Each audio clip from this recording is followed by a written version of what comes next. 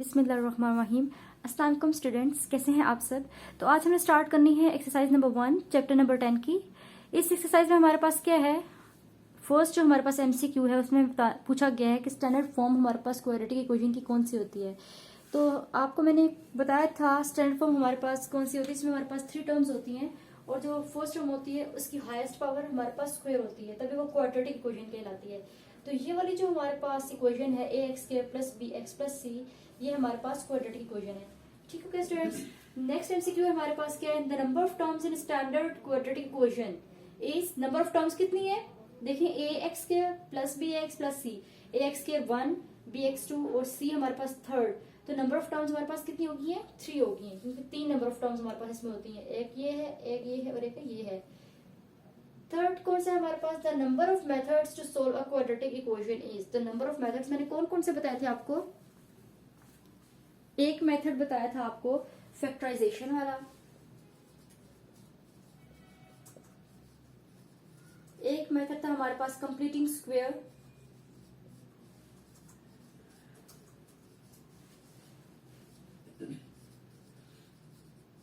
और जो last method था हमारे पास वो क्वाड्रेटिक फॉर्मूला का था। तो स्टूडेंट्स ये 3 मेथड्स हैं जो हमने पढ़े हैं क्वाड्रेटिक इक्वेशंस को सॉल्व करने के लिए। तो कितने हो गए, ये हमारे पास 1 है, ये हमारे पास 2 है और ये थर्ड मेथड है हमारे पास। टोटल नंबर ऑफ मेथड कितने हो गए, 3। तो ऑप्शन सी हमारे पास इस थर्ड एमसीक्यू की जो वो ट्रू है। फिर quadratic formula is, quadratic formula हमारे पास कौन सा है, वो भी हमने हर क्वेश्चन में बहुत बार किया, कौन सा फॉर्मूला होता है, ये तो आपको ऑब्वियसली बात है याद होना चाहिए, -b + -√b² - 4ac/2a। हमारे पास जो क्वाड्रेटिक फॉर्मूला होता है उसमें b के साथ माइनस होता है, यहाँ पर अंदर b² होता है, फिर यहाँ पे भी माइनस का साइन होता है 4ac/2a। तो ये ए ऑप्शन है हमारे पास फोर्थ वाले एमसीक्यू की। फिफ्थ एमसीक्यू है हमारे पास, 2 linear factors of x² - 15x + 56 are, मतलब हमने इसके फैक्टर्स निकालने हैं। फैक्टर्स किस तरह से निकालेंगे, इसकी मिड टर्म ब्रेक करेंगे।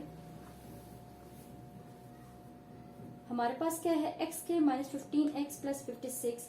सो हमने कुछ ऐसे नंबर्स लेने हैं जिनको आपस में मल्टीप्लाई करें तो हमारे पास 56 आए, और जब उन दो नंबर्स को हम लोग ऐड करें तो 15 आना चाहिए। देखिए 7 और 8, 7 8 7 8 7 8 हर जगह में दिया हुआ है यहाँ पे ऑप्शंस में। तो 7 8 को मल्टीप्लाई करें तब हमारे पास 56 आता है, और जब हम इनको ऐड करें तो हमारे पास 15 आता है। तो अब हम यहाँ पे लिख के देखते हैं, इस तरह से फैक्टर्स बनाते हैं कि x² है हमारे पास -8x लिखा, -7x लिखा और +56, हमने इस तरह से लिख लिया सारा। 15x की जगह हम लोगों ने -8x -7x लिख लिया, हमारे पास इसको ऐड करें तो साइन तो माइनस का आएगा क्योंकि दोनों के साथ माइनस है, लेकिन होंगे ऐड और 15 आएगा हमारे पास, 15x -15x आएगा, हमने लिख लिया। फिर यहाँ से x कॉमन लिया तो x -8 हो गया, और इधर से -7 कॉमन लिया तो x -8 यहाँ पे भी आ गया। तो x -8 x -8 दोनों जगह सेम, इसका मतलब सेम फैक्टर्स बनाए। फिर x -7 और x -8 हमारे पास क्या हो गया, इसके फैक्टर्स बन गए हैं, लीनियर फैक्टर्स बन गए हैं।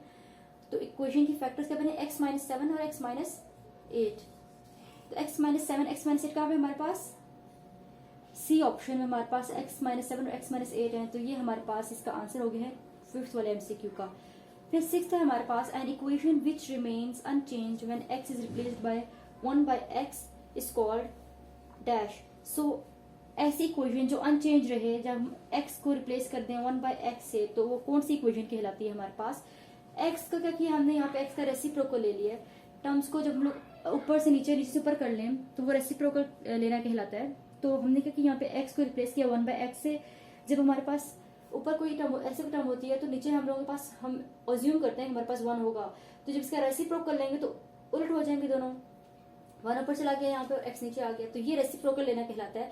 तो ये जो इक्वेशन है ये हमारे पास रेसिप्रोकल इक्वेशन कहलाएगी। तो 6th एमसीक्यू की हमारे पास जो ऑप्शन हो गया वो बी ऑप्शन है। फिर हमारे पास 7th है, an equation of the type 3x + 3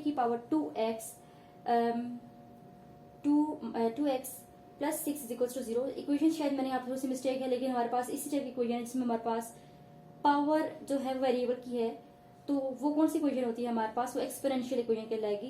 क्यों, क्योंकि एक्सपोनेंट बोलते हैं पावर को, किसी भी नंबर के ऊपर जो पावर होती है। तो जिस हमारे पास इक्वेशंस के ऊपर वेरिएबल्स में पावर्स आ जाएं या इस तरह से कोई पावर्स हो, इस टाइप की इक्वेशंस हो, तो वो हमारे पास एक्सपोनेंशियल इक्वेशंस होती हैं। तो इसकी ऑप्शन ए होगी है। The solution set of the equation 4x square minus 16 is equals to 0. इसका हमने सोल्यूशन सेट निकाला है। यहाँ बीच में हमारे पास आता है 2 माइनस एक्स, ये हमारे पास करेक्ट इक्वेशन है। तो इसके मैंने बता दिया कि एक्सपोनेंशियल इक्वेशन इसका आंसर है, ए ऑप्शन है इसकी। हम एट्थ की बात करते थे, सोल्यूशन सेट इस इक्वेशन का क्या होगा। सो इसको सॉल्व करते हैं। हमारे पास 4x square minus 16 is equals to 0 given है। दोनों सेट से कॉमन ले लिया 4, तो x स्क्वायर माइनस 4 आ गया इज इक्वल्स टू 0, बच गया x square minus 4 equals to 0। So x square is equals to 4, दोनों साइड्स पे स्क्वायर रूट्स लिए, तो x प्लस माइनस हमारे पास आ जाएगा 2, x is equals two plus minus 2 आ जाएगा। सो हमारे पास जो सोल्यूशन सेट है वो आ गया है, ये हमारे पास सी ऑप्शन जो है ये करेक्ट है। हमारे पास सोल्यूशन सेट क्या आ गया, प्लस माइनस 2 आ गया।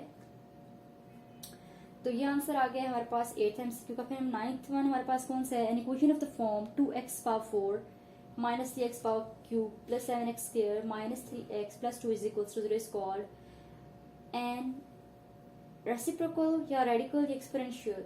तो ये हमारे पास कहलाएगी रेसिप्रोकल इक्वेशन, क्योंकि रेसिप्रोकल इक्वेशन को जब हम लोग सॉल्व करते हैं और सिंप्लीफाई करते हैं तो हमारे पास वो इस तरह से आती है जैसी ये इक्वेशन गिवन है। जब क्वेश्चंस करेंगे तो आपको उसका पता चल जाएगा। तो ये हमारे पास ए जो है वो 9th MCQ का ऑप्शन हो गया। तो ये हमारा ऑब्जेक्टिव यहाँ पे कंप्लीट हो गया है। सो स्टूडेंट्स, यहाँ पे हमारा जो चैप्टर नंबर 1 है क्लास 10th का ये कंप्लीट हो गया है, क्योंकि आज के लेक्चर में हम लोगों ने इसका ऑब्जेक्टिव भी कर लिया, MCQs भी कर लिए, जो बहुत इंपॉर्टेंट होता है हमारे पास बोर्ड एग्जाम्स में। यहाँ से क्वेश्चंस आते हैं, ये वाले MCQs आते हैं। तो स्टूडेंट्स, इनकी एक्सप्लेनेशन मैंने आपको दे दी है, यहाँ से आप देख लें, आपको सारा कॉन्सेप्ट क्लियर हो जाएगा इनका। ओके स्टूडेंट्स, अल्लाह हाफिज़।